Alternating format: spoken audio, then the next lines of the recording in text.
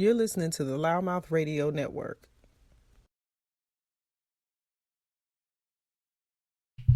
Yo, what's good, y'all? It's Sunny, the LouddMouth Comedy. Sunny's LouddMouth Comedy Presents is coming back November 15th, 2024. And guys, guess what? This is our first Friday show that we're doing at Shooter's Bar and Grill right at 28950 Old Town Front Street. If you have never been to Shooter's Bar and Grill, I suggest you come out, man. We're going to have just an amazing, fantastic, crazy time. Our comedy and karaoke showcase is doors open at 7. Show starts at 8. And the open mic showcase is going to be ridiculous this year. I don't even know if you understand what's about to go down. I said this year because we're almost at the end of the year, guys. Time done dropped back yesterday. And we're getting ready to hit the holiday season, so it's time to turn up. And we're going to be celebrating 13 years of existence for LouddMouth Comedy. God has been awesome. My featured comics, man, Alvin McCray coming out of Los Angeles from New York. Mike Diamond, the Inland Empire's own, right? This cat is going to come. You know what? I got 2 New Yorkers. He's from Brooklyn, right? I just got to tell you guys, they're not going to play no games, all right? And you know my host, the Marina Comedy, Kevin Davis. But you know what's even better and what's doper? I'm bringing back some of the comics of the last 3 shows that you guys may have or may not have seen. So I just got to tell you, my lineup that night is going to be super powerful, man. Miss Rika, Austin Levins, Brett As Is, Willis Turner, Drew Edwards, Nick Flair. Guys, it ain't gonna even slow down. Thomas Mays, Walter Ford, bruh. I don't even understand if you understand what's about to go down.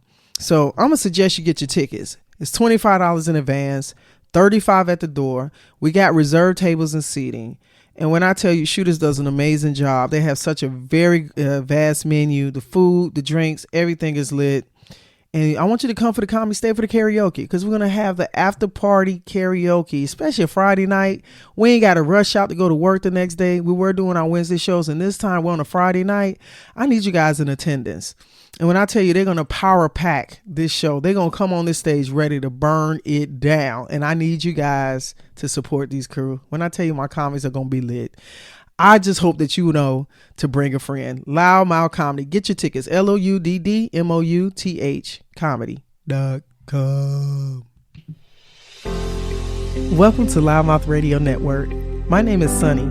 As a former professional athlete turned entrepreneur realtor and the producer of LouddMouth Radio Network, I look forward to bringing content to you that empowers, inspires, and entertains you. Tune in each week as we have unscripted and unfiltered talks from entrepreneurship, real estate, politics, entertainment, comedy, LGBTQ topics, day-to-day life, and everything in between. All shows available on demand 24/7 on your favorite podcast platforms.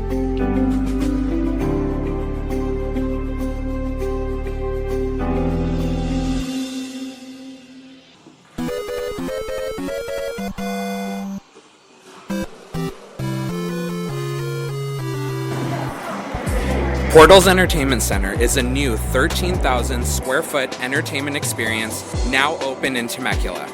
Portals creates a space where your imagination can be set free.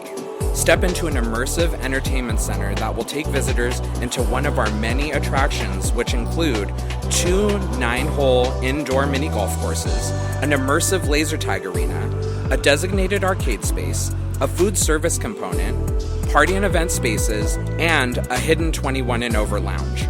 Portals aims to give each visitor a unique experience, taking them to unknown worlds and experiencing an entertainment center like no other. Open 7 days a week, located at 26469 Inez Road in Temecula, California, in between At Home and Temecula Theaters. Come check us out and step into adventure.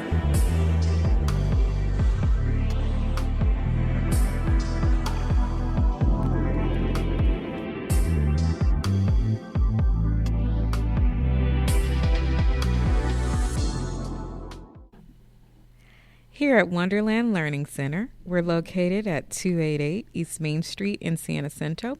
We provide a safe and secure learning environment. We are now enrolling 2 to 5-year-olds with our preschool curriculum. We offer before and after school care. Breakfast, lunch, and snacks are provided. We accept all programs. We are open Monday through Friday from 6 a.m. to 6:30 p.m. Our website is wonderlandlearningcenter.com. Welcome to LouddMouth Radio. We are live on LouddMouth Radio for the love of comedy. And this gentleman to my right, viewers probably to the opposite side of what I'm saying, Mr. Mike Diamond. Yeah.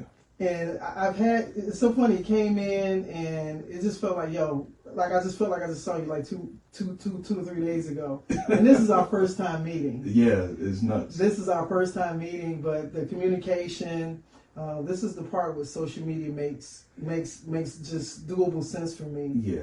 Because I feel this interrelation that happens with the interaction of social media. Yeah, the way you reached out and was so cordial to me, which does not happen all the time, believe it or not. Okay. And I see how you move online, Okay. so when you invited me on, I'm excited to be here. So thanks for having me. Word, man. You know what? When you're actually set up as a feature, Mm-hmm. this comes along with the process. Mm-hmm. You know what I'm saying? It's only a natural element that needs to happen. You know. Right. As you know, as a comedian, you have a role to play. Mm-hmm. You know what I'm saying? You're the entertainer, but even leading up, you got stuff to do. So this is Absolutely. your press moment. You know what I'm saying? All right. So we get to let our social media followers connect to the whole process, Mm-hmm. right?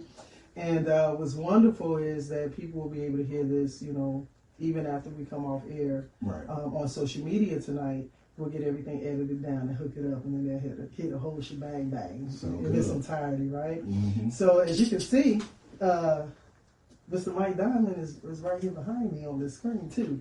So I just want to say thank you for coming. Number one, number two, thank you for your just professional response to the factor of being a part of our next coming show that's coming up. Oh, But yeah. I want to take this time to get to know Mike Diamond beyond just the comedian that people have seen on stage. Kind of get an essence of understanding what has led up to this moment where you are in your life and your career. And I tell people there's always a lot behind the mic and behind the voice. Absolutely. And I think it makes a really nice understanding of who you're following and who you're listening to, and you'll find out some amazing things. A lot of times we're speaking our truths on the mics, Yeah. but there's just so much more. We're so much more layered. You Absolutely. know what I'm saying? So, Mike, I want to give you an opportunity to let my listeners and your followers know a little bit about where you're born, where you're from, Mm-hmm. and we're just gonna have a natural conversation. So All I'm gonna right. let you start off and just kind of roll with it. Yeah. So if y'all didn't hear it already, the name is Mike Diamond. Yeah. I'm originally from Brooklyn, New York. I wonder if I knew that. Yeah. I spent a lot of time in Newport News, Virginia as well. Word. Yeah, I know so- Newport News. Mm-hmm. I balled out up in Newport News a couple Mhm. times. I ain't gonna bust you. I know he's like, whoop, that mic coming back. Yeah, it's coming close now. Yeah, man. But yeah, man. So I'm a East Coast guy. I got stationed in California because of the Marines.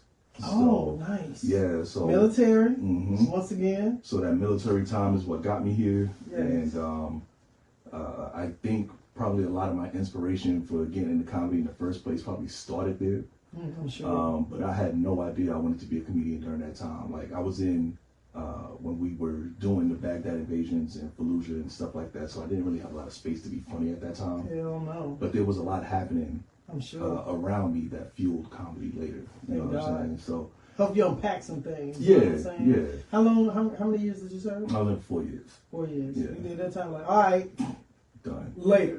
Yeah, done. You know what? No, actually, I loved it. But the combat deployments was coming back to back, and after that second one, What time period were you serving? this is 01, 05. Say no more. Yeah. Because So literally, I had a friend that was trying to, really talk me into joining. I was in Savannah, and it was a big deployment base, yeah. Hunter Air Force Base, and Hinesville, and she was in the Army, and she was like, Mhm. "Yo, you'll be an officer. You got your degree. You play ball." I was Yeah. like, "I'm scared. We're gonna go." Mm-hmm. And 2 years later, Yeah. 9/11. Sports don't stop. It actually joined the Marine Corps on a boxing contract, thinking it was gonna help. Shut up. And see how they catch yeah, you.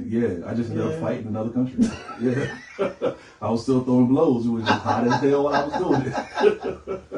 Man, I was trying to hit people, not countries. Yeah. What the hell? Yeah, man. Wow. So when I got out, wait I a was minute. like- Back that up. You said boxing. Yeah. Mike, you trying to be good with them hands? Hey, man, I do a little something, man. What you say? Yeah, man. When you can fight, you're free to be funny and love and hug. I mean, we did stuff, say you from New York. I'm from Chicago. I get it. First of all, just to get off the block. Yeah, for real. Your shoes look funny. What? Hell You know what I'm saying? man. You can't even make eye contact with people out there. Boy. You know, you don't know them, so. Yeah. So, yeah. Nah, so when did you start boxing? I'm intrigued. There I'm gonna hold you there for a second. There was 2 stops. Okay. The first time was probably 3 or 4 years after I got out the Marine Corps, and it wasn't because I stopped fighting.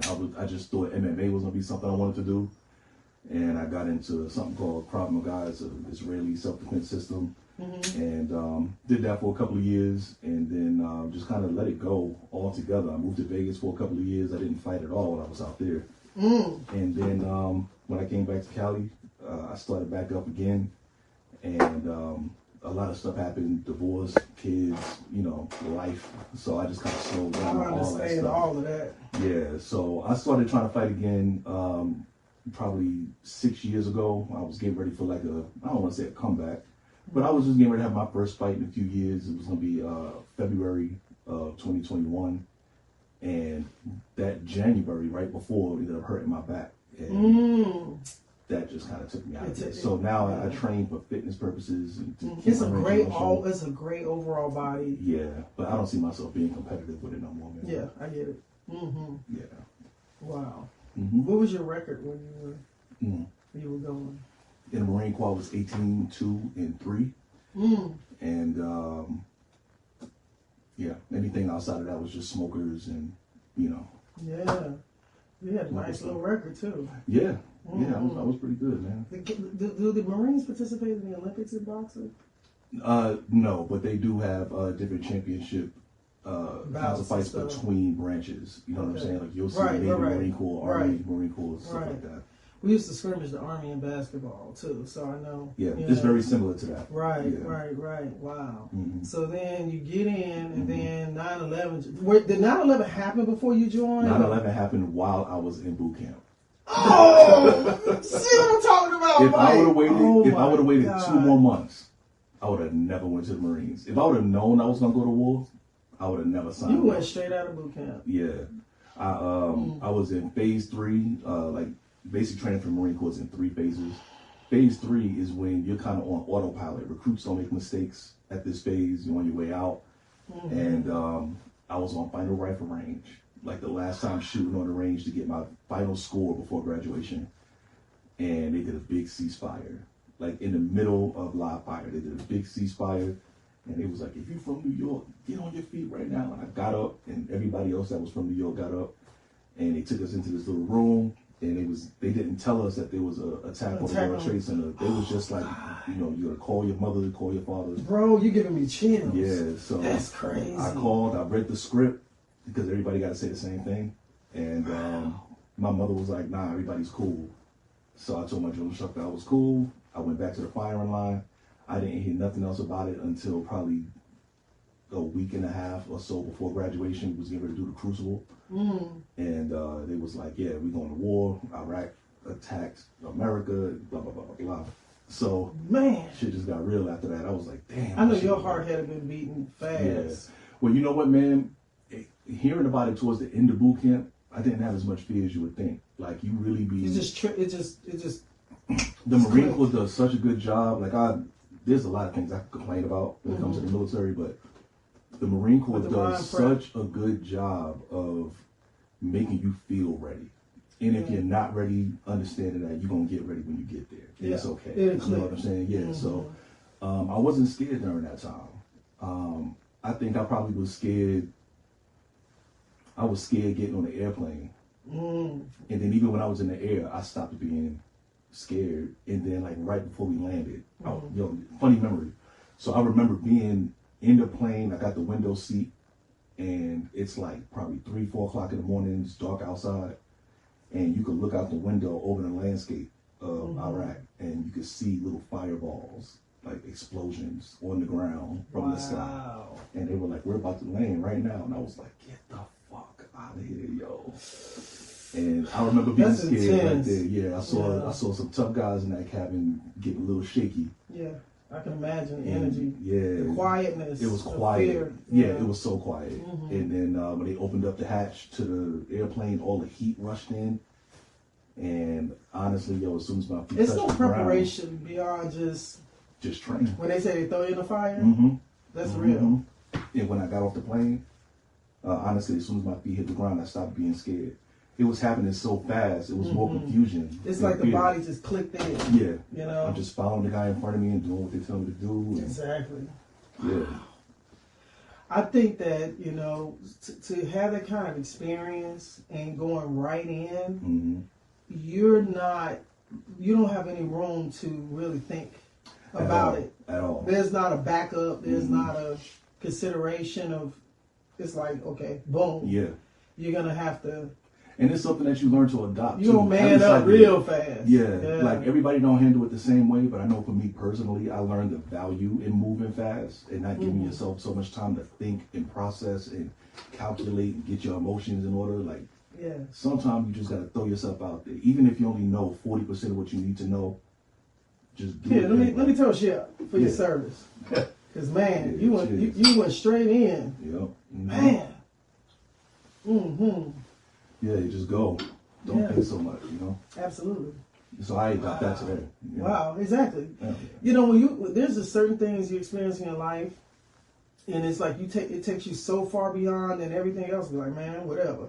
It's not even a phase, It puts something in your back that you can't describe. Yeah. I call it, you get real good at faking until you make it, man. That adversity muscle, I call it. Yeah, exactly. Like, it's just adapt and overcome. I never have the pressure.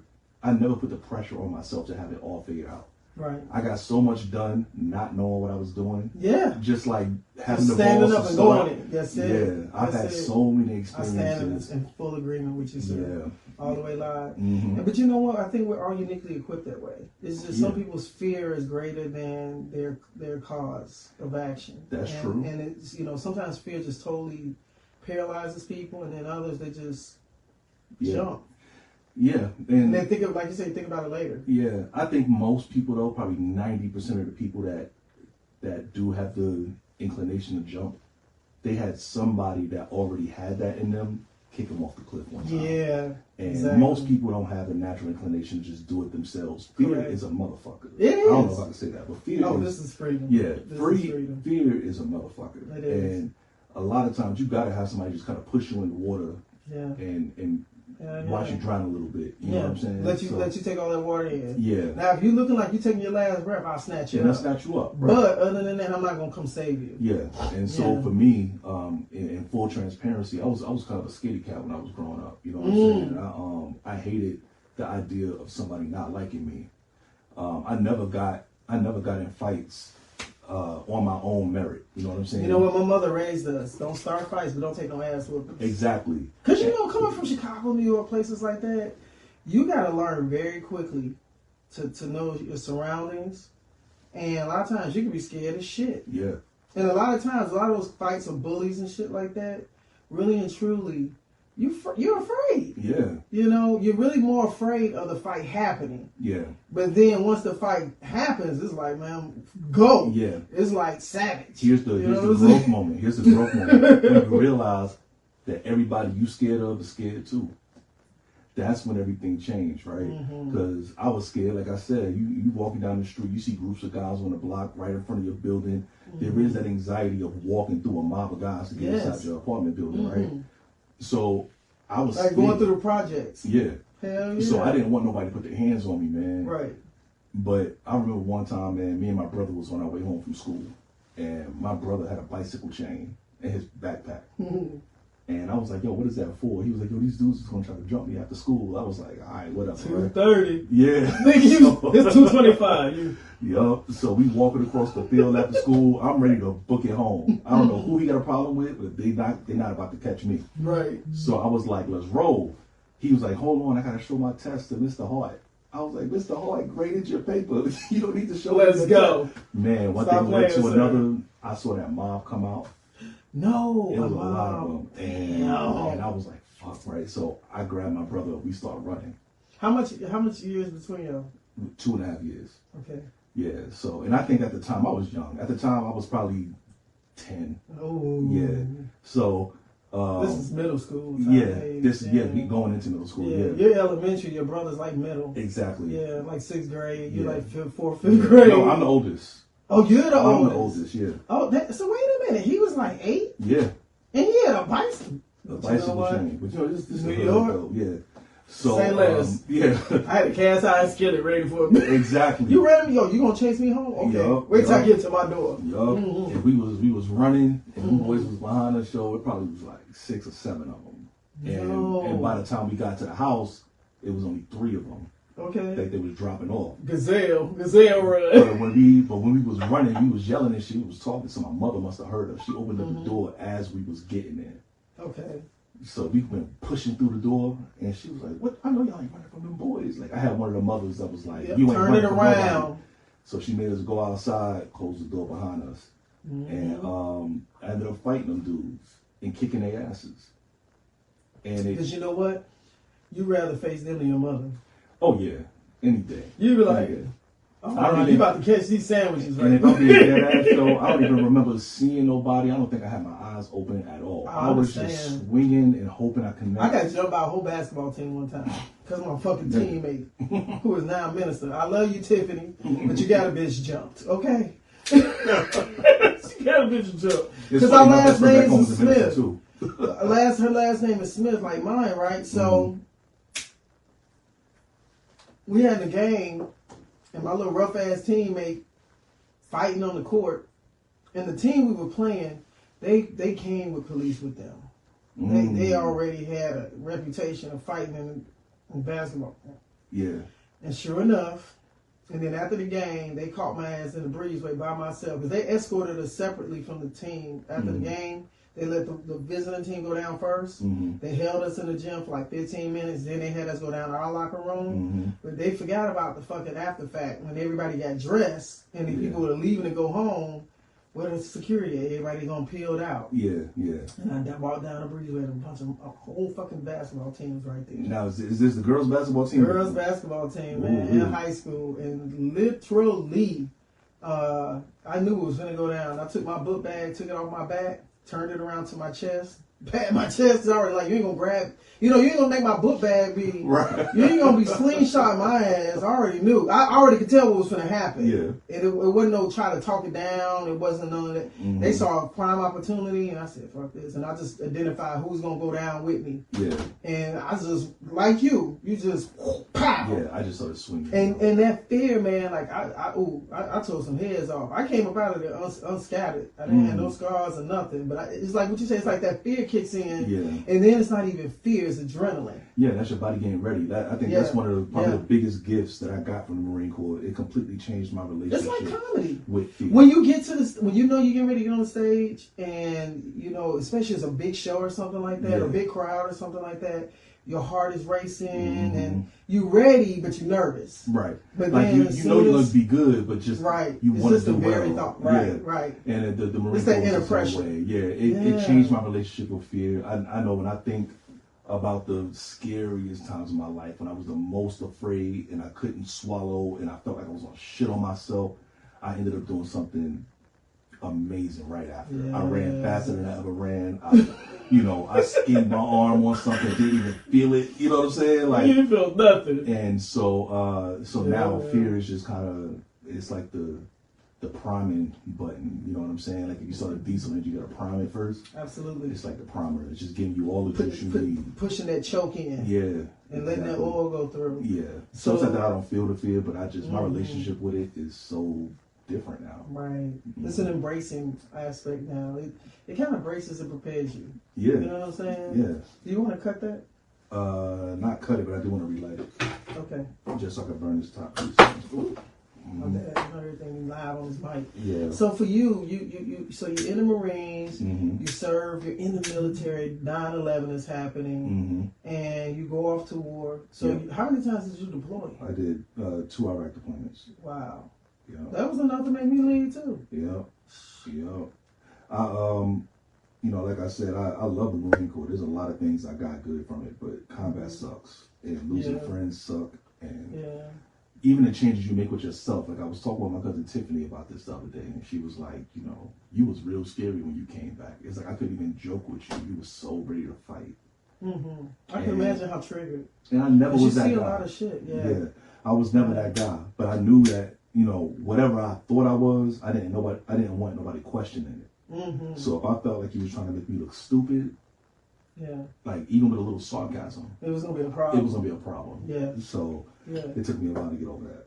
I understand. If I'm even over it, to be honest with you. I understand. So for you, you know, serving and doing that, once you came back, you know, what did you end up doing? At first, I didn't know what to do. You know, any veteran to tell you, man, that first couple of weeks of waking up on your own and having no superiors to tell you what's next and where you going. It's a different feel. Yeah, the world felt real big. So at first, I didn't know what to do. So I ended up moving to Vegas for a couple of years, and you know, I was working out there and got into sales, which ended up changing my life.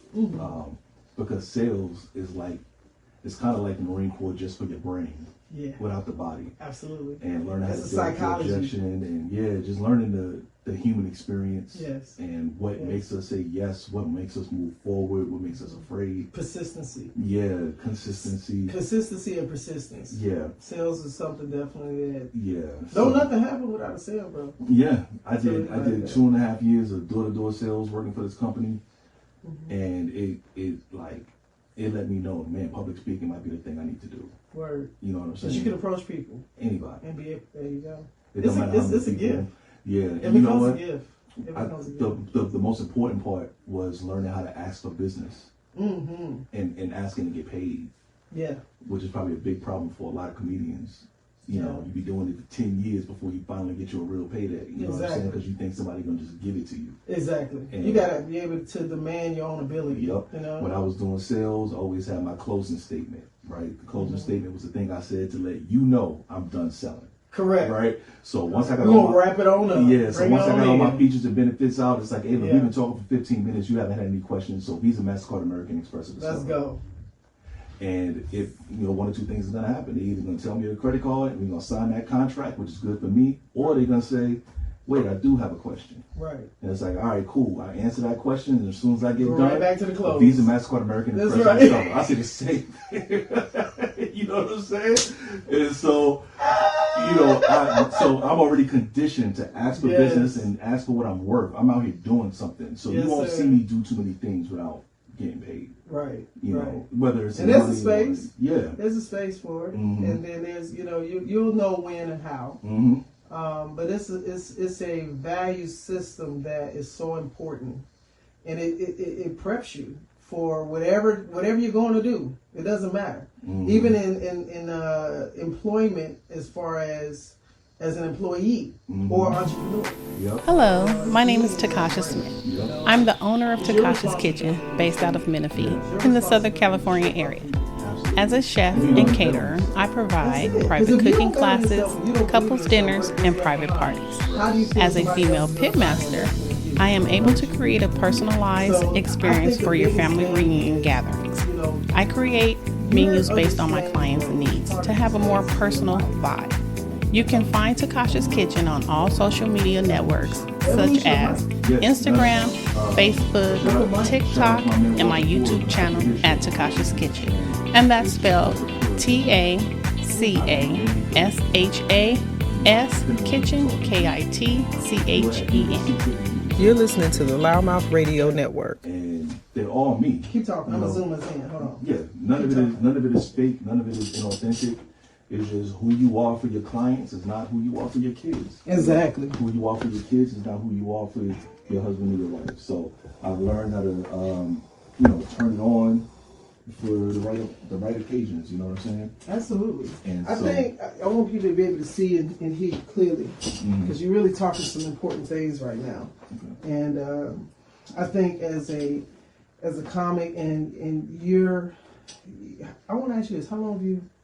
Well, I don't want to jump ahead. Yeah. But for you right now, would you consider yourself to be full-time comic? Or you're growing there? Yeah, I am very close. Mm-hmm. I just don't make. So I'm a big planner type. You know what I'm saying? So I have good months and I have bad months. I have good weeks and bad weeks. And on those weeks where I pull off a couple $1,000, it's like, man, I'm done going to work. Right. Then that next week, that motherfucker look different. You got $100 show. Bam! In a 20-person diner. You know what I'm saying? Go. So comedy humbles. Ebb and flow. Like yeah, the ebbs and flows.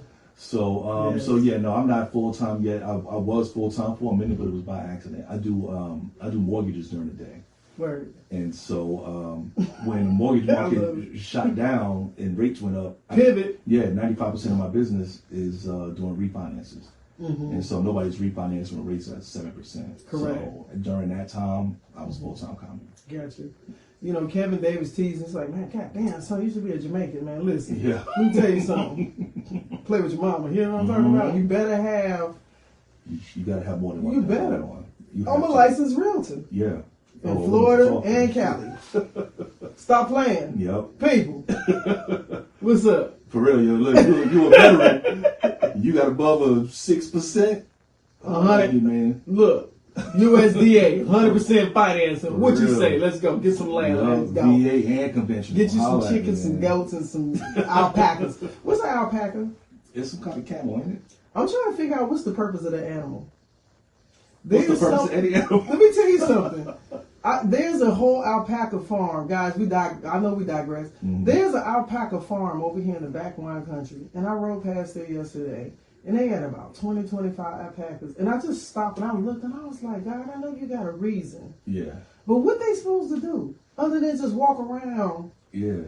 You know what I'm saying? They mind their damn business. Looking like a goat, like a sheep goat. I don't know what, Like a goat camel. Goat camel sheep. You know what I'm saying? And I'm like, but what does he do other than somebody gonna snatch his fur? I'm trying to figure out. Oh, no natural defense. So if anybody know what the alpaca's purpose is, we want to know. Yeah. Okay,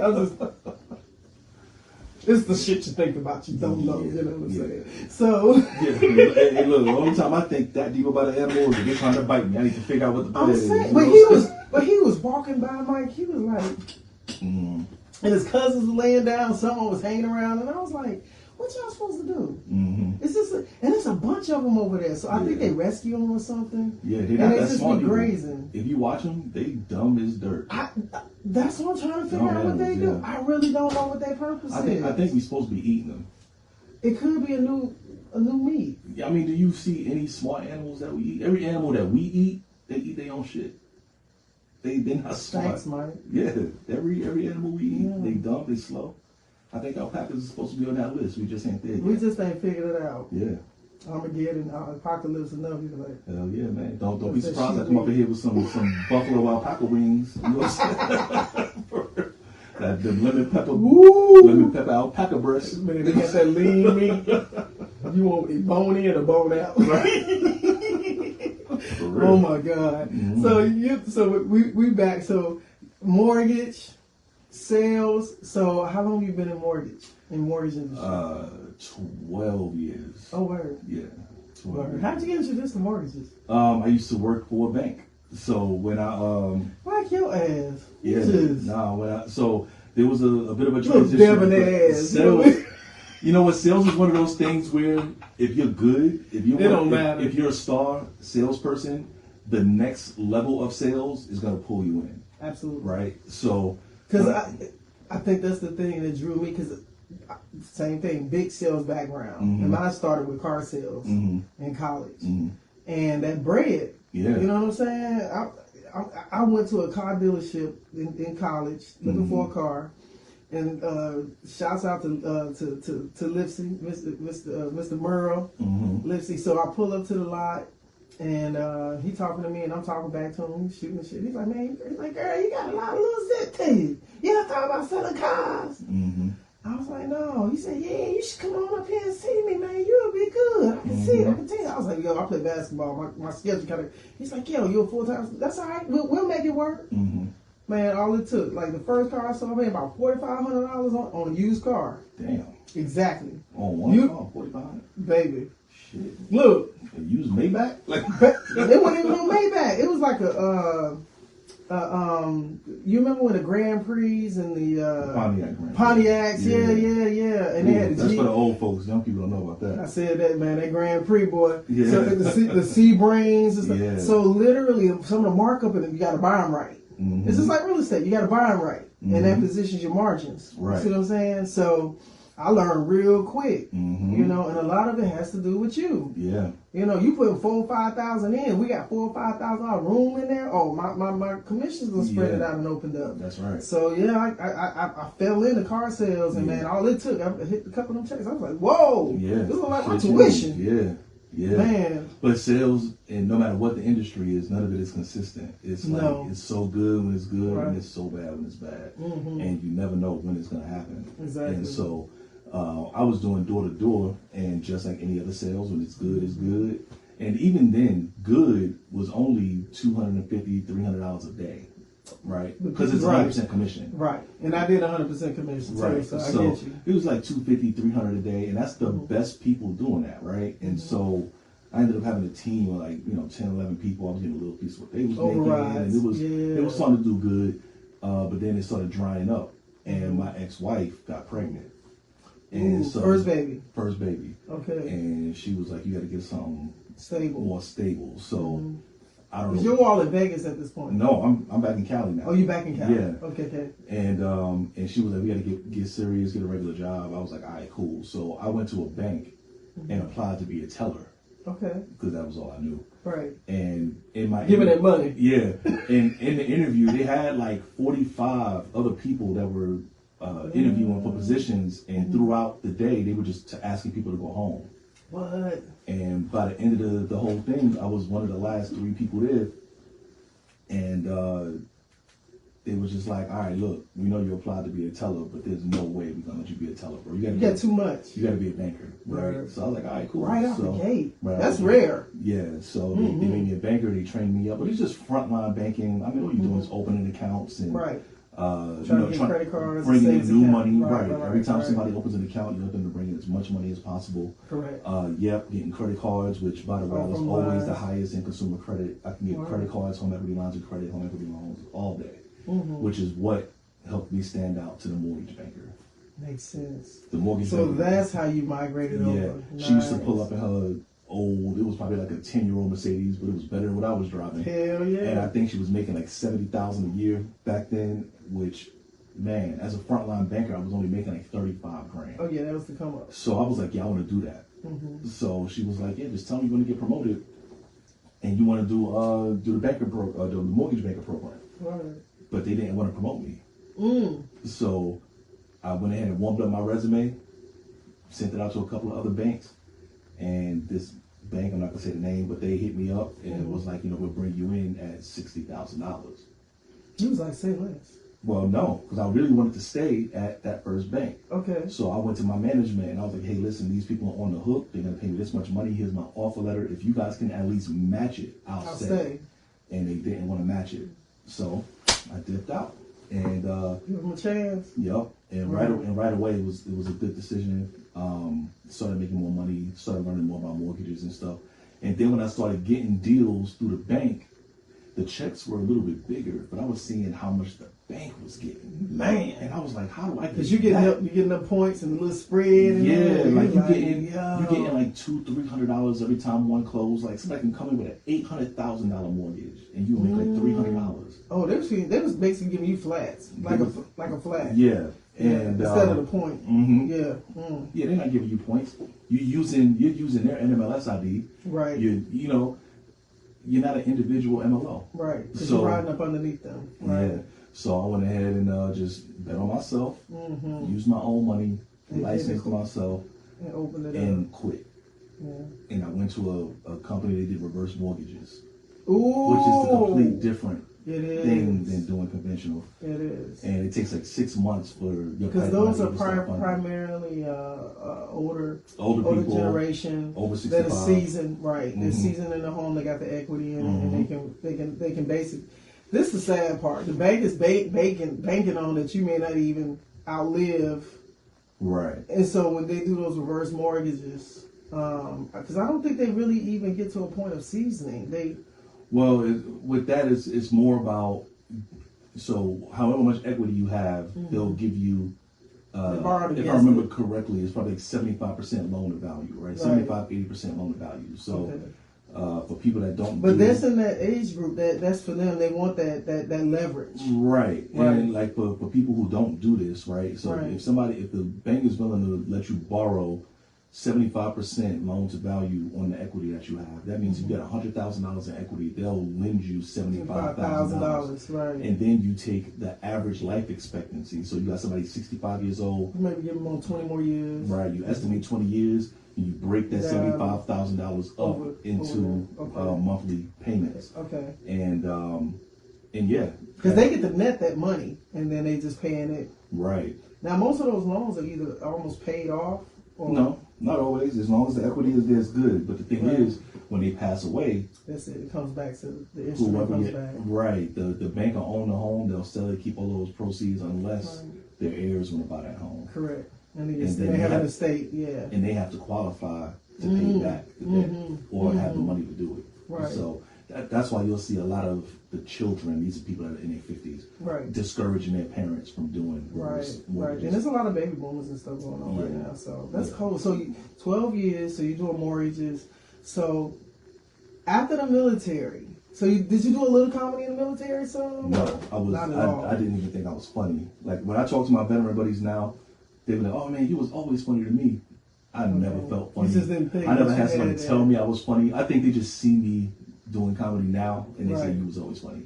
But I don't remember being funny at all. I wasn't funny. Nah. I don't think I was funny back then. I never said nothing that made nobody laugh ever. So what was the spark that got you? Well, there's more Jamaican shit. It's more Jamaican shit. Look, you lazy bumper glad. Tell me how you got there, boy. I was in politics. You did say that shit, Mike. I really thought you was shitting, bro. No, I'm dead serious. I was running for state assembly for the 76th Assembly district. It was in California. Yeah, it's the 76th Assembly district. It's a state legislative position. So it was all the Oceanside, Vista, Carlsbad, Encinitas, and Camp Pendleton. Look at you. And did you win that shit? I dropped out because of this comedy thing. So. Oh, okay. But I will say this: the two people I was running against, I was stomping them. Damn. The two of them were both in that race for 6 months before me, and neither one of them had raised more than $6,000. And because of the kind of work I did and the connections I had, I raised over $50,000 in my first 30 days. So they got scared. That's deep. Yeah, they was great for your ass fell out. Yeah. They was like, don't come back here. Don't come back here. They had private investigators and stuff trying to find dirt on me, not realizing I'm not what I look like. Right. And this ain't what you want. All they could find was a video from the very first time I ever did comedy. And I was a bouncer at a bar. I was gonna ask why. I don't know why. Yeah, I could just see that. I did some bouncing. I was I was my homegirl first female bouncer. Word. I was throwing more people out in the damn club. Oh yeah, I was busting heads open up in there, man. Okay. Shout out to the Rocks, yo. Shout out Jenny. Keisha Madden, Frozen Paradise, Savannah, boy. Yeah, man. But I was a bouncer, and one of the bartenders, Jenny Estabio, she's so dope, man. I hope she's doing good. But it was her birthday, and she was like, "Yo, I think you funny, man. You do some comedy." And I was like, "Yo, I might be conversation funny, but I don't know about getting on that stage." You didn't think you could do it? I didn't think I could do it, yo. But these is my people. She dares you. And I was like, these are people I see all the time. It wasn't like a you was random comfortable. room. So right. Comfortable is an overstatement. Right. It just wasn't scary enough to say no. Okay. So I said okay. And that was like 2 weeks prior to her birthday party that they was doing at that bar. Okay. So I forgot all about it. And I thought they was going to forget about it. And I was on my motorcycle, and I got a text message from her. She was like, "I can't wait to see what you talk about tonight. It's going to be so fun, this and that." And I'm seeing this while I'm on my motorcycle. I was like, oh, shit. So now I'm thinking about the last 2 or 3 days and how I can make it funny on my way to the bar. Shut up. And I had just started dating my ex-wife. Mm-hmm. She had a daughter already. Mm-hmm. So I'm having my first experiences with a kid. I was like, yeah, there's funny stuff there. And then, so I went on stage only planning to talk about that. But then that reminded me of situations with me and my little brother. And they ended up turning into this long thing. And they was laughing. And I was like, oh, shit. How long did you go for? You know what? I don't even remember, but it couldn't have been more than 10 minutes. Yeah. That's still good. Very first time run. you didn't write First shit. run. Yeah. Exactly. So I did that little 10, 12 minutes, something like that. Everybody was telling me how funny I was, but it wasn't, I still didn't have the spark though. Okay. That was the last time I did it until years later. Really? And so what spent you back? The political thing. So they recorded that video, put it on YouTube. It wasn't on my page. Okay. It was somewhere else. I had never even seen it. Wow. And in the middle of my campaign, they found it. And I had told some other jokes where I was talking about what was the joke? Oh yeah, I said if you a man and you're average and you get a girl who's real fine, don't ask her how many men she been with. She gonna lie. Oh, yeah. All right. And I asked the people in the crowd, I was like, so like if a man asks you how many men you've been with, what you gonna say? And I point the mic out. And this chick was like, 3. And I was like, she's like 70 years old. She said she only been with 3 people. Like, they gonna lie, right? Bro. Oh, my God. And so I was like, they gonna lie no matter what. But let's say they would be honest with you. Could you handle it? Okay. Like, do you really want to know the truth about real how answer. many niggas she been with? I was like, you want to know what really happened on that girl's trip to Jamaica last year? Ooh. When she had that one night stand with the bartender, he had a 15-inch dick, and she was thinking about him every time she slept with you. You want to know about that? Okay. Right? I was like, you want to know the real reason why she had stomach pain when she came back from Mexico? Say you stupid. It wasn't the fruit. It was the eggplant. Okay. You know what I'm saying? And so I had this whole thing about that. And so, and I came up with a bunch of hypothetical sex situations for the hypothetical girlfriend that you're questioning. And I was like, she's only going to tell you about the guy she was in love with that she dumped. Right. And she, you know what I'm saying? Like, she ain't going to tell you about the guy that was too good for her. He let her go. Right. She ain't going to tell you about the dude that she went on a Tinder date with and thought it was the real one and sucked him off in the movie theater and never heard from him again. Oh, my God. She ain't going to tell you about that, right? Oh, and so what they did was they took all these sound bites from that set and they wrote the longest article. Fuck you, San Diego Reader. Yeah. They made an article. Yo, they compared me to Trump. No. Like, it was bad, yo. And so that decimated every time I ended up, well, you know what? It didn't decimate the campaign, but it distracted from the real thing. My mission. You know what I'm saying? I have a heart. Which is what they wanted to do. Yeah. That was the purpose. Exactly. And so I met my father for the first time in the middle of that campaign. I flew out to New York to meet him. Wow. And while I was there, my campaign manager was calling me. And I wasn't picking up. I was busy. And so when I finally called him back, he was like, what the fuck is going on? Did you tell somebody you dropped out of the race? I was like, no, what are you talking about? Because I don't even know that all of this is happening. This is happening while I'm in New York. Oh, no. I was like, no, I ain't drop out. What are you talking about? He was like, have you been checking social media? Man, when I opened that shit up, I was it was crammed. It was over. And so every time I ended up in front of the media, they was asking me about comedy. And I wasn't even a comedian. You know what I'm saying? Damn. So they crowned you into it. They kind of pushed me into it. And I was like, they saying it was offensive. They're saying it's unbecoming of a politician. They're not saying it wasn't funny. Right. So, so I said, fuck it. I'm going to try it out.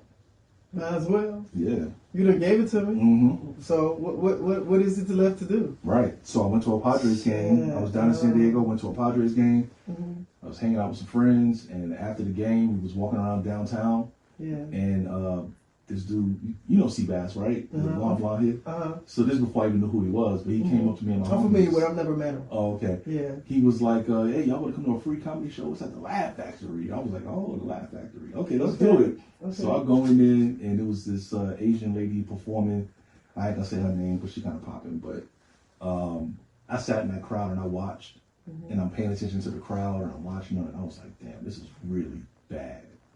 Like, really bad. Like bad good or bad no, bad? bad. Oh, no wonder you said that. Because I was like, you can say, oh, nah, it was terrible. Oh. And I was like, fuck. And so all my peoples was like, yo, if she is getting paid right now, you need to be a comedian. Wow. So that same week, I just went on Google. I didn't even know about open mics or nothing. I just went on Google and it was like, comedy show near me. And there was a comedy show like 4 miles from my house. And so I went over there and I spoke to the producer, this chick named Heather. And I was like, yeah, I want to get on your lineup. And she was like, I don't even know who you are. I was like, that's a you problem. I'm funny as shit. Yo. I was like, I'm funny as fuck. Get up. You know what I'm saying? Get up. And she was like, all right, I'll give you 5 minutes. The next week. So I went back the next week. I did the 5 minutes. Fucking dropped the mic on that ass.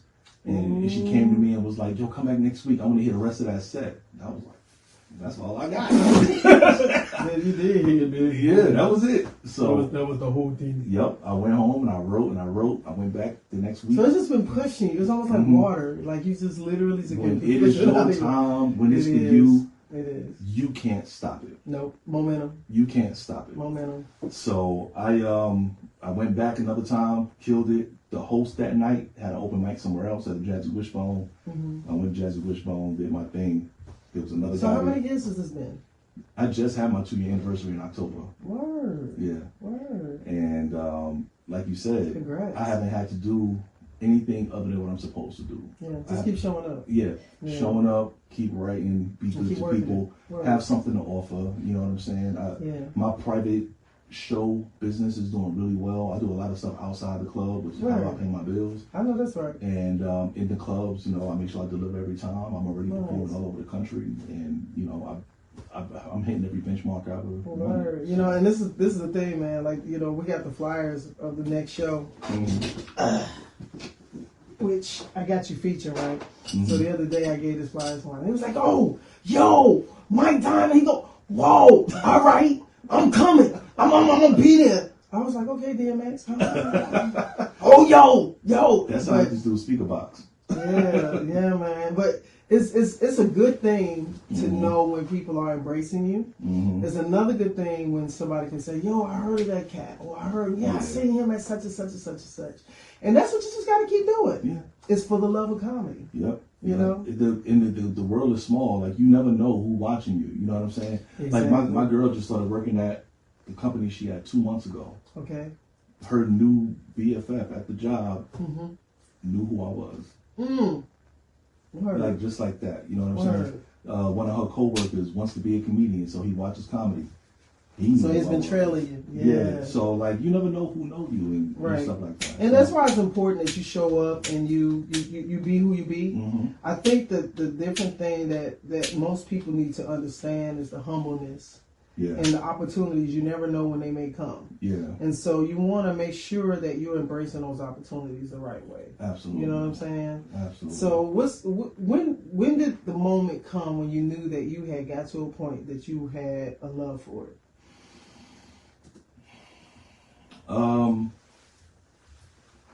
I would say the biggest turning point came by way of a favor. My man G King out of LA. Okay. Now, I had a moment when I knew I was gonna take it serious, but the minute I knew I loved it, I was at the house chilling. I had only been doing comedy for about 6 months at the time, and I was just starting to build up a little bit of momentum. Okay. And at this point, I had not performed in front of a crowd bigger than 50 or 60 people.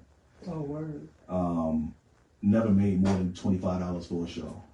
Wow. But I had my first performance in LA 2 weeks prior to this situation I'm telling you about. My very first show in LA.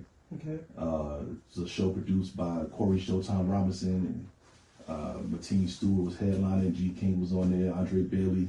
All these guys are my friends now. But I was a new guy in that group, and I did my thing that night. And so I exchanged information with G King. G was supposed to be doing a show down in San Diego, got caught up, couldn't make it. And he told those guys, you in? Yo, this dude Mike Diamond, he could do it. Yo, he's down there. Right? I was like 45 minutes away from there. Right. So he hit me up and was like, yo, man, you got to go to this show. You got to go to the show. And I was like, well, where is it at? He was like, I'm going to send you the address, but get up because it's about to start. I was like, damn. I was like, well, how much they going to pay me? He was like, it don't matter. You only been doing it for 6 months. Go. Man. Go. Just go. So just go. I went.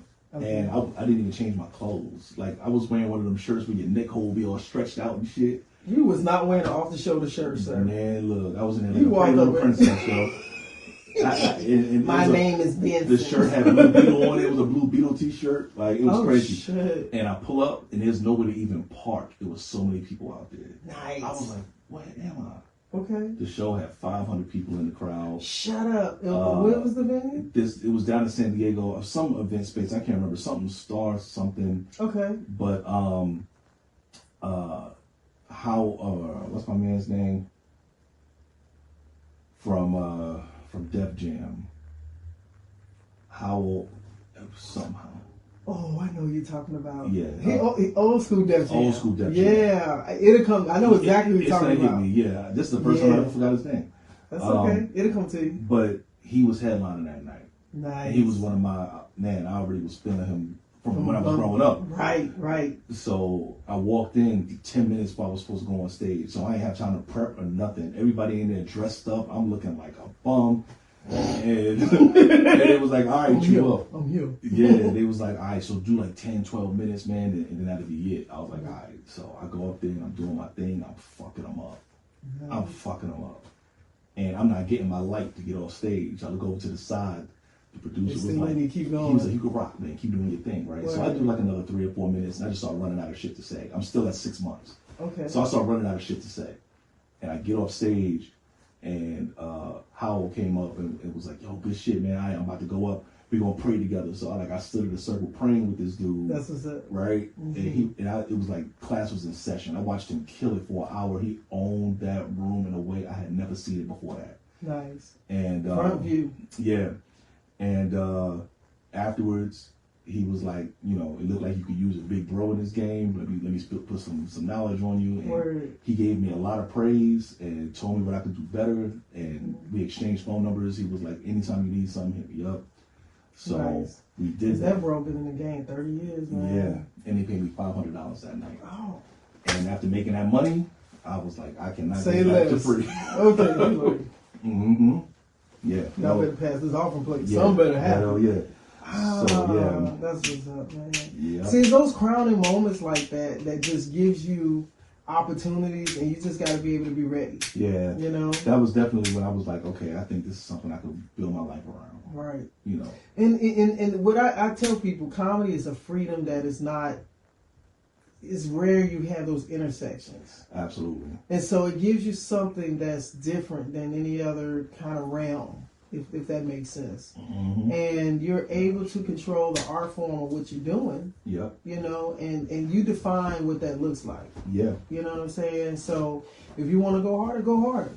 Yep. You know, one of the things that I also feel like is important is constantly working on your stuff. Yeah. You know, and I've even been encouraging comments around me like, man, listen, when you start to have these people, they're following you, and they, like you said, they know who you are. Think about it. They're coming to this show, they're coming to that show, they may be in different cities, they may be in different rooms. Try to have more material. Yeah. You know, work on more material.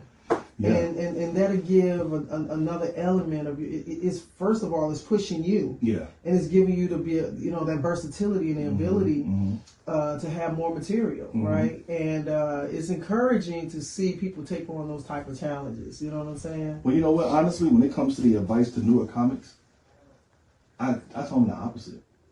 I tell them don't stress so much about bringing new material to the stage yet, because you don't even know how to make what you got. Well, hone what you have. Right. Yeah, hone what you have. Because I remember when I was only doing it for like 2 months, 3 months, and I used to hear these guys like, man, I get frustrated doing the same thing every week, and I'm going to come out and I'm going to do something different every time. Well, I ain't going to tell you to do that. Right. But you can add to what you have. Right. I'm just saying add to what you have. Right. But don't just do the same set all the time. Yeah, do that whack ass 5 minutes until you can make it a tight ass 2 minutes. Right. And then put another weak ass 1 3-minute joke on there and burn that down to 4 minutes and keep cutting the fat until you got some time. Right. Don't worry about being fresh to everybody because you ain't nobody. They don't know you yet. That's true. You know what I'm saying? True. So this is your time to bump your head and hurt yourself a little bit because nobody's gonna remember your name when you get out of here. You can own it. That's you know what I'm saying? When you start getting bigger stages and people know you and they follow you, they give you money. Right. That's when you need to be worrying about all that shit. But when you're first starting, try to find a way to have fun, deal with the nerves. You know what I'm saying? How to connect with crowds, where to put your eyes, what do you do with your hands when you're talking. You need to worry about the mechanics in the beginning. True. Not having new material every time you get on stage. True.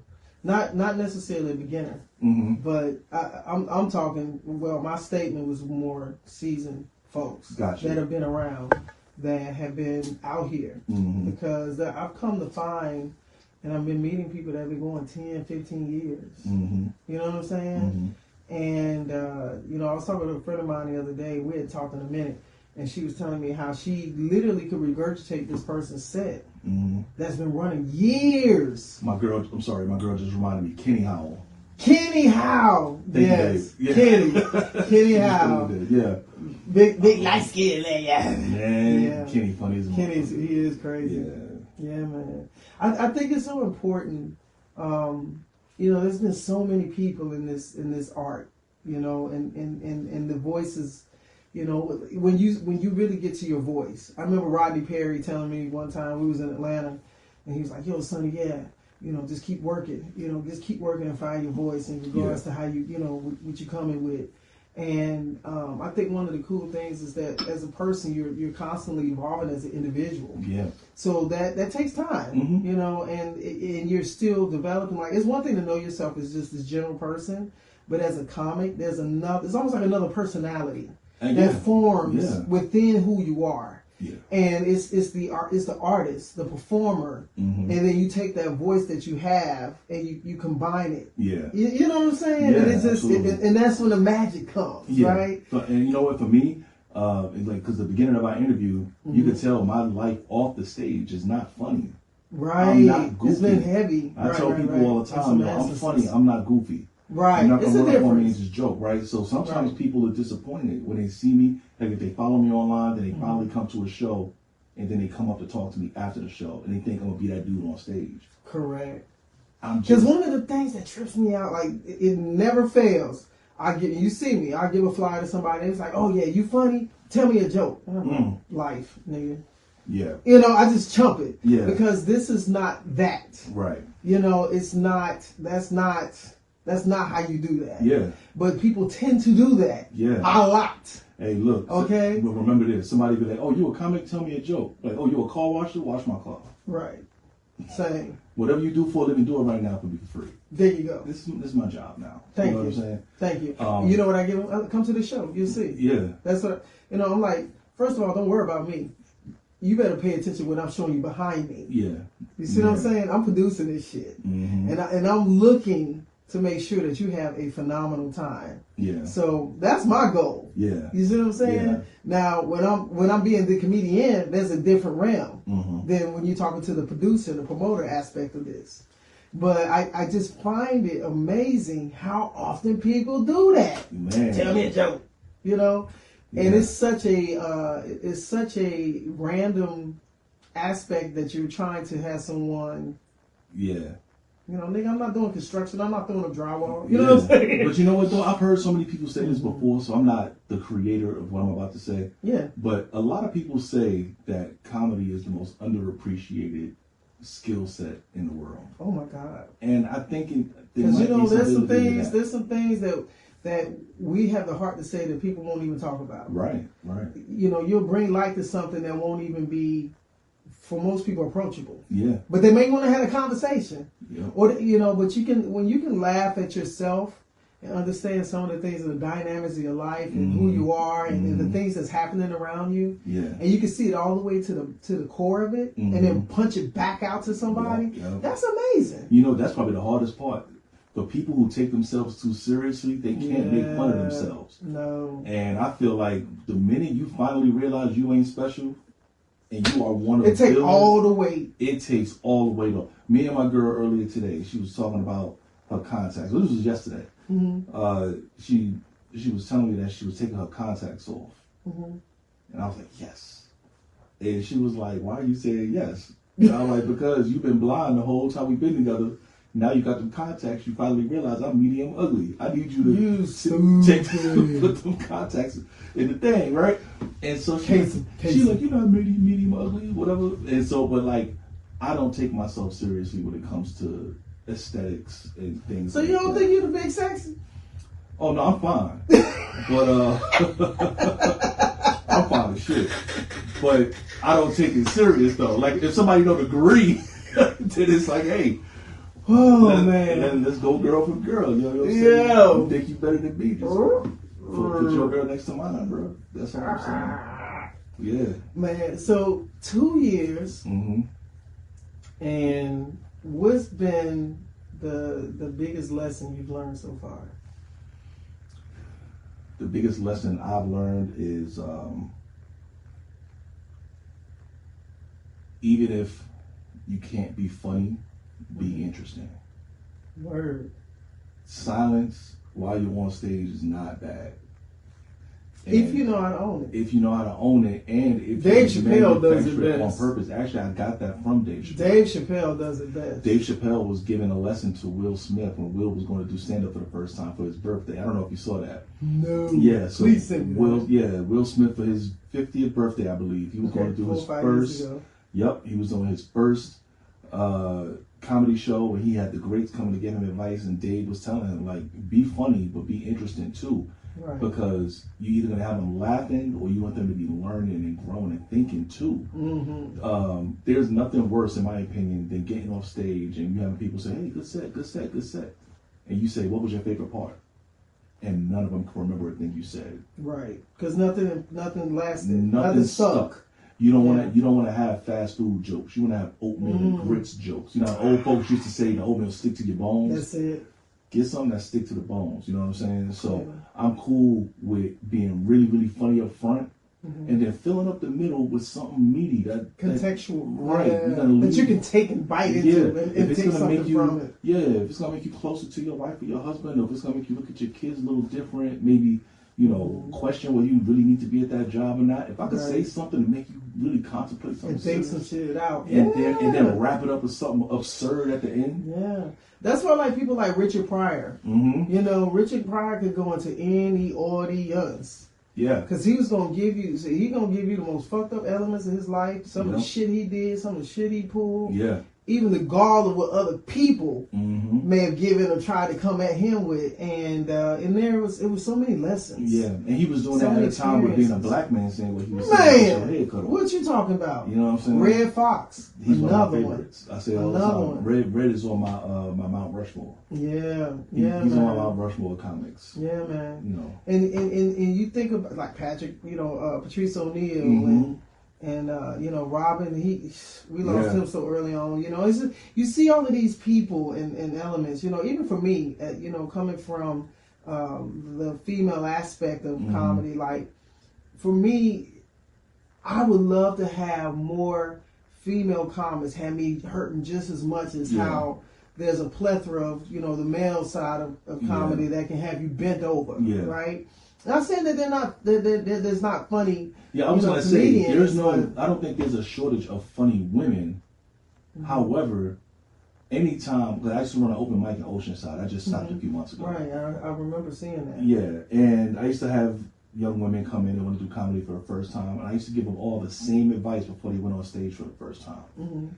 I would remind them that most of the crowd is going to be men, and men listen very differently than women. Correct. Right? That is true. So if you feel like your crowd has to know every detail of the story to get it, to them it feels like you think I'm too stupid to just get your joke. Right. So you need to. It's almost like you're overtelling it. Yeah. Right. Yeah. So I've had a moment when you've had the. Yeah, the mistake that I have noticed a lot of newer female comedians make is they just over-explain it. Oh, I was on my lunch break and my boyfriend called me while I was on my lunch break and I didn't know what I wanted to eat, so me and him talked about it and so and the chicken crossed the road. And it's like, did you have to say all that other stuff? No, you didn't. But they feel like, but if you don't understand this detail, you won't get this. Right. I get it. Right. So, and it's a very important statement when you say that. And one of the things that I think that's been transitional for me is that like you're here, and I do a regular radio show. I do a Monday show that Sunday's Monday Motivation. It's personal development. I can go real deep there, but I try not to. Because you see my bookshelf. I got Napoleon Hill, Ernest Holmes. I got some Aston Jerry Hicks. I have you in the metaphysical. Some joke. Listen, don't play with me. Joe Dispenza. I'll be like, man, listen. Do you know anything about your metaphysical? So I know not to go too deep. Yeah. So I have all these aspects, but a lot of that aspect is storytelling in a conveyed way that's different than delivering jokes. Yeah, it is. So sometimes I have to remember to back it up and shorten it. Yeah. Shorten those statements. Yeah. Because I'm doing this all the time too, right? And then to converge to that, it's a different framework. Yeah. Right? And you're right. So, especially, women will have these conversations and they may be elongated and long-winded, and it's a difference. And it's like, so you like psychiatry. So there's a doctor, he was talking about the difference between men and women's psyche, right? And he said men think like waffles, women think like spaghetti, right? Damn. And he said men have a box for everything, right? I have the compartmented, right? The work box, the dad box, the husband box, the football box, the what's for dinner box, the going to the gym box. Right. And if you put a drop of syrup in every box, those beads of syrup never touch. Right? True, because they're all separated. Right. The thing that pisses women off the most is men have this box that they don't have, which is the nothing box. Right. A man can sit in front of an off TV with his eyes wide open. Right. And be asleep. Thinking about nothing. Baby, what's on your mind? You've been quiet. Nothing. I'm thinking about nothing. But you gotta be thinking about something. Nothing. Yeah. Just static. Yeah. Wrong channel. Right. Right? Remote don't work. That's different. You know what I'm saying? Yeah. Men have a nothing box. And so when you ask a man a direct question, he gives a direct answer based on the information that's in that box. True. With women, every noodle is touching. True. So if you have a flat tire today, it'll make you break down crying because it'll remind you of the time when you was 11 and you was on the side of the road with your mother, and that was the same time that your mom and your dad broke up, and now that flashback has triggered you. And right? Just keep going. Everything keep touches, running. everything is connected. Yeah, right? I can kind of hear that. And so because of that, it's important to tell women when they're first coming in, untangle the spaghetti. Word. Identify what the boxes are. Separate it. So when you speak, you can do it in a concise, clear way so your crowd can just follow you. If it's too many details, we stop listening. True. And even now, society-wise, ADHD, short attention spans. If it's too much, yeah. Well, half the people that got ADHD just can't do Common Core math. You know what I'm saying? This new math is stupid. It made me feel dumb.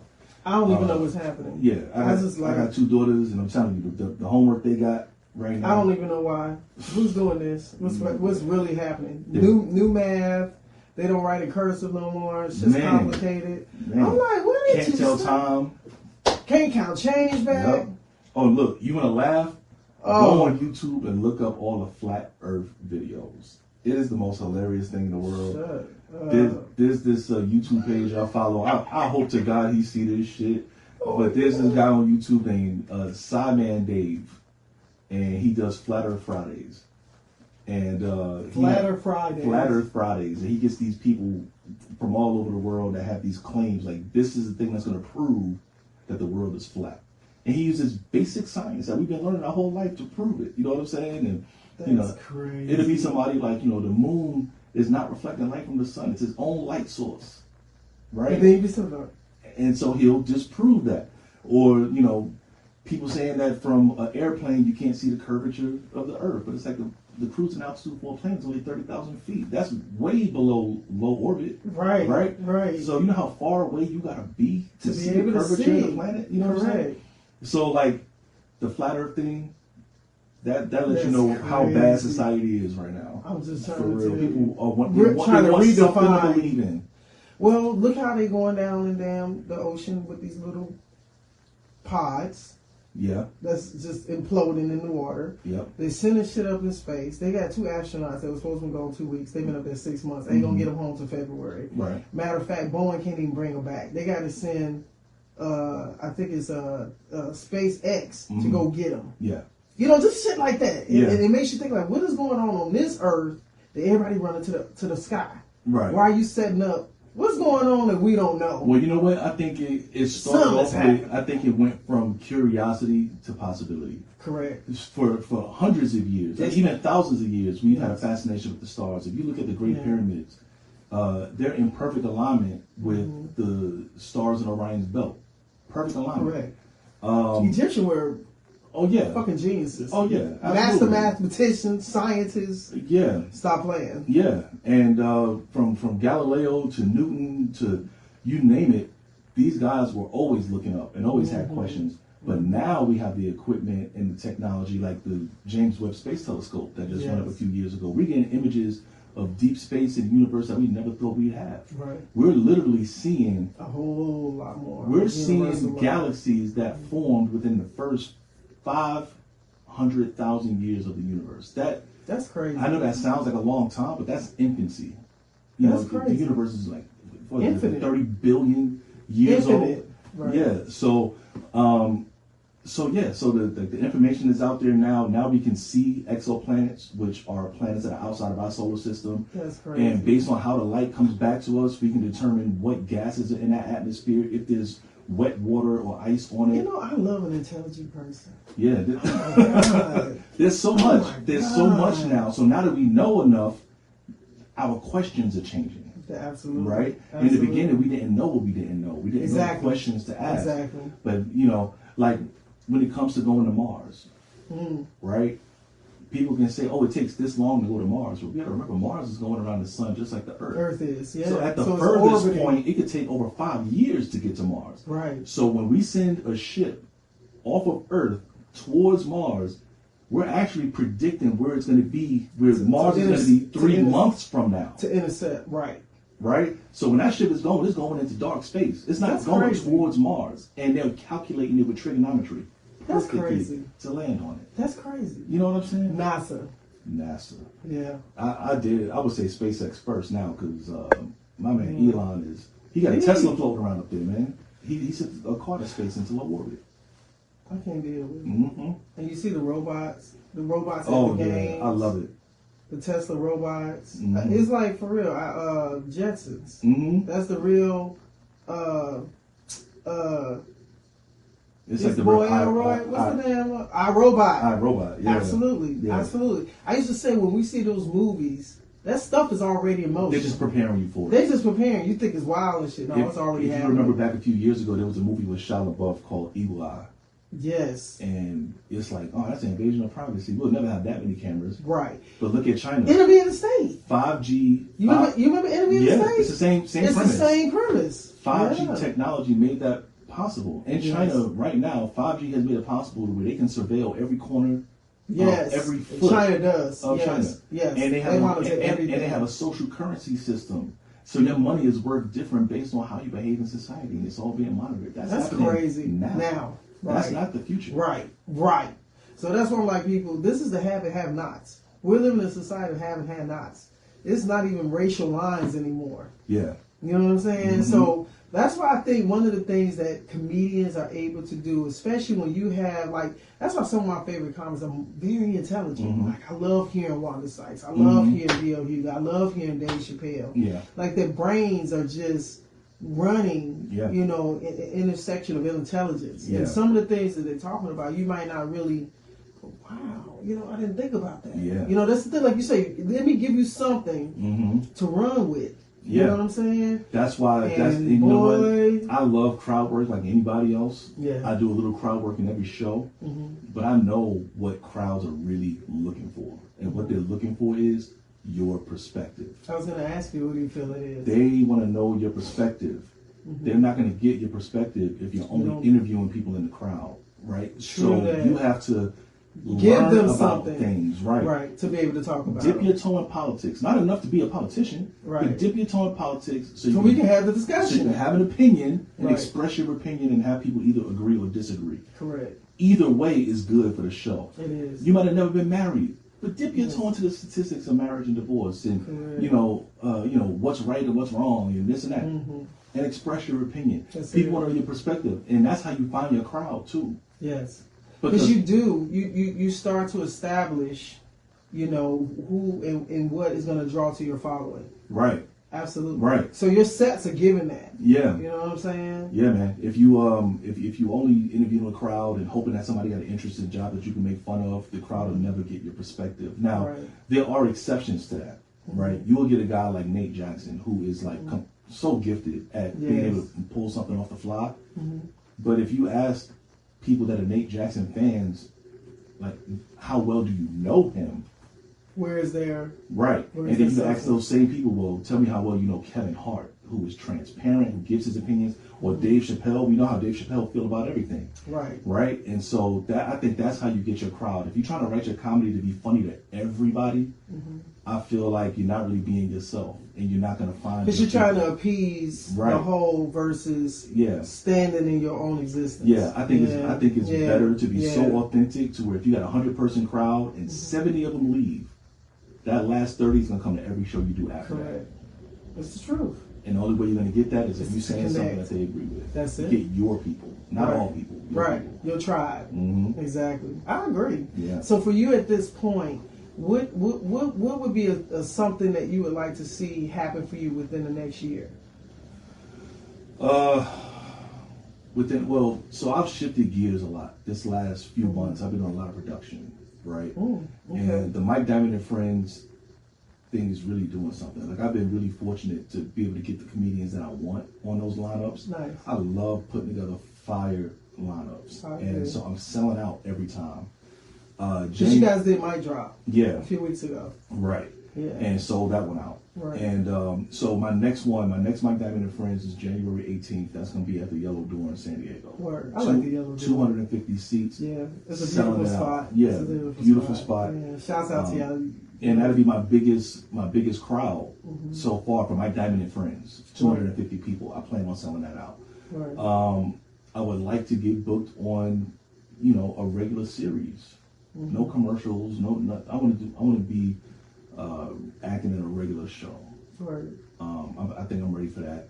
And that's really the next thing on the horizon. Just doing more acting. I feel like with comedy, it's just a matter of, you're getting to know people. They're doing shows. You go and they line up. When you feel like producing the show, you produce that show. Right. I feel like I have that system down. Right. But I want to add something new to the toolbox. And so acting and producing more is the next piece. Yeah. I love it, man. Mm-hmm. I want to thank Mike. I want to thank you, Mike, for giving the perspective of so much aspects of things, because I think that, as you're developing in your career, people get to know you in one aspect, and then when you're adding to the fire, it just shows the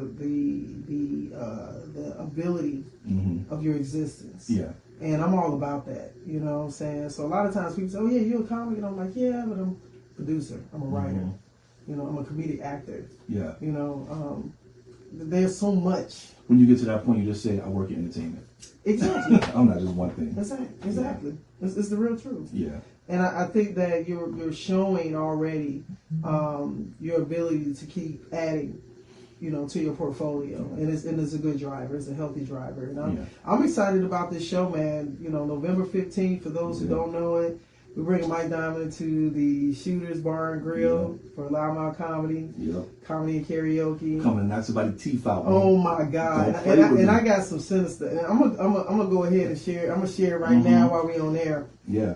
What's exciting about this next show? I got, of course, Mike Diamond, Alvin McCrae. He's coming. He's probably been around the margin of time period that you've been. He's coming from Los Angeles. I'll have him on the show. He'll be doing his interview in here tomorrow. Okay. And then we got our comedian mixer tomorrow night. We're going to all get together and have some workspace. That's going to be wonderful.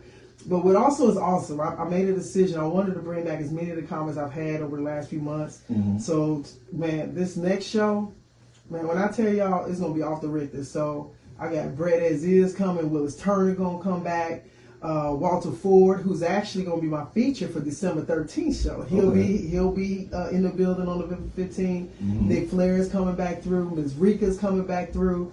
Drew Edwards is coming through. Austin Levins is coming in. I want to make sure I ain't leave nobody out. But literally, man, we're going to have a good time. And my host, Mr. Kevin, the Marina Comedy. That's heat. It's going to be... Man, they're going to have to lay some new foundation when we finish up in there, man. I'm just telling you, man. And then this is our first Friday show. So when I tell you, we've been doing Wednesday nights. So this is our first Friday show. Man, we about to take it to a whole nother level of existence. You know what I'm saying? It's about to be lit. It is. And aside from that, I want to encourage you to get out there and vote. It's not a game. Congratulations to my stepdaughter, man. She voted for the first time today. The 5th. Yeah. November 5th. Yep. That's it. She voted for the first time today, and she made sure she looked good when she did it. Yes. Me and her mom was downstairs waiting for her to come through. We the people, man. Ready. But she out there doing it, man. But yeah, man, we got to get out there and vote. Regardless of what side of the fence you on, just make sure you get out there and do it. It matters. It does matter.